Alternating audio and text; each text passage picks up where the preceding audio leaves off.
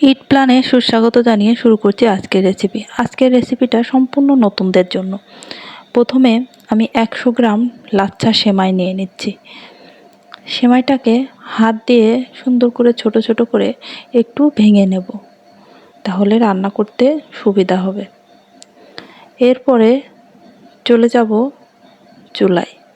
গ্যাসের ফ্লেমটা অন করে দিয়ে বসিয়ে দিয়েছি একটা প্যানে দিয়ে দেব 1 চা চামচ ঘি। এর মধ্যে দিয়ে দেব কিছুটা পরিমাণে বাদাম এবং কিশমিশ। এবার এটাকে হালকা করে 2-1 মিনিট আমি ভেজে নেব। 2-1 মিনিট ভাজার পরে কালারটা একটু পরিবর্তন হয়ে আসলেই এটাকে আমি তুলে নেব। ভাজার সময় নাড়ানো বন্ধ করা চলবে না, তাহলে কিন্তু পুড়ে যেতে পারে। এই যে আমি তুলে নিচ্ছি। তুলে নেওয়া হয়ে গেলে এর মধ্যেই আমি দিয়ে দেব সেমাইটা নাড়িয়ে চাড়িয়ে ভেজে নিতে হবে। এই সময় আমি গ্যাসের ফ্লেমটা লোতে রাখবো, তা না হলে পুড়ে যাওয়ার সম্ভাবনা থাকে। ভালো করে নাড়িয়ে চাড়িয়ে কালারটা যখন হালকা পরিবর্তন হয়ে আসবে তখন এটাকে তুলে নিতে হবে। এই তো দেখুন হালকা পরিবর্তন হতে শুরু করেছে। এবার আমি তুলে নিয়েছি। তুলে একটা সাইডে আমি রেখে দেব। এরপর আমি চুলায় প্যানটা বসিয়ে এর মধ্যে দিয়ে দেব 1 লিটার দুধ। দুধটাকে আমি হাই ফ্লেমে জাল করে নেব। এই মুহূর্তে আমি গ্যাসের ফ্লেমটা হাইতে করে দিচ্ছি। দুধটা ফুটে ওঠা পর্যন্ত অপেক্ষা করব। দেখুন দুধটা ফুটে উঠেছে, তখন আমি নাড়িয়ে চাড়িয়ে ভালো করে নাড়িয়ে চাড়িয়ে নেব। এরপরে 5 মিনিট আমি হাই ফ্লেমে জাল করে নিয়েছি। এরপরে দিয়ে দিচ্ছি 100 গ্রাম চিনি।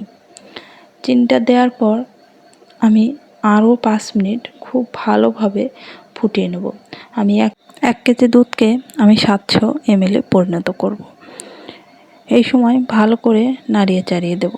পাশে সাইডে যে সরটা পড়বে সেটা আমি নাড়িয়ে চাড়িয়ে দুধের সাথে মিশিয়ে দেব, সরটা পড়তে দেব না।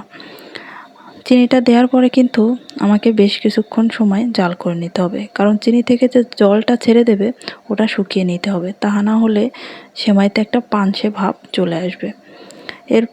এই পর্যায়ে দিয়ে দেব আমি 1/2 চা চামচ এলাচ গুঁড়া দিয়ে ভালো করে নাড়িয়ে চাড়িয়ে নেব। এখন আমি গ্যাসের ফ্লেমটাকে লোতে করে দিয়ে চলে যাব সেমাইটা সেট করতে। যে পাত্রে সেমাইটা আমি সেট করব সেই পাত্রটা নিয়ে নিয়েছি। এর মধ্যে দিয়ে দেব সেমাইটা আমি ভালোভাবে সেট করে নিচ্ছি।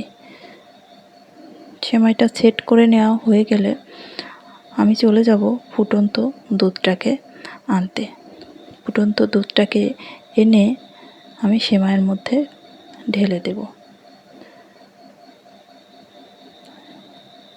সেমাইয়ের মধ্যে ঢেলে দেওয়ার পর এটাকে কিন্তু আমি ভালো করে নাড়িয়ে মিশিয়ে নেব। এই তো ভালো করে নাড়িয়ে মিশিয়ে নিচ্ছি। এবার এক সাইডে রেখে দেব। 10 মিনিট পরে ফিরে আসছি। এই যে 10 মিনিট পরে দেখুন অনেকটাই ঘন হয়ে গেছে, অতটা কিন্তু পাতলা নেই, তবে কিন্তু এখনও কিন্তু যথেষ্ট পরিমাণে গরম আছে। এবার আমি ভাজা কিশমিশ এবং বাদামটা দিয়ে সাজিয়ে নিচ্ছি। এরপরে আমি আপনাদেরকে তুলেও দেখিয়ে দেব।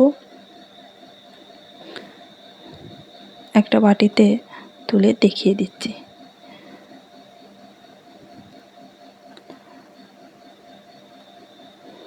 এখনও কিন্তু একটু পাতলা দেখাচ্ছে, কারণ এটা এখনও যথেষ্ট পরিমাণে গরম আছে। যখন এটা ঠান্ডা হয়ে যাবে এটা কিন্তু আরও ঘন হয়ে যাবে, এতটা পাতলা থাকবে না।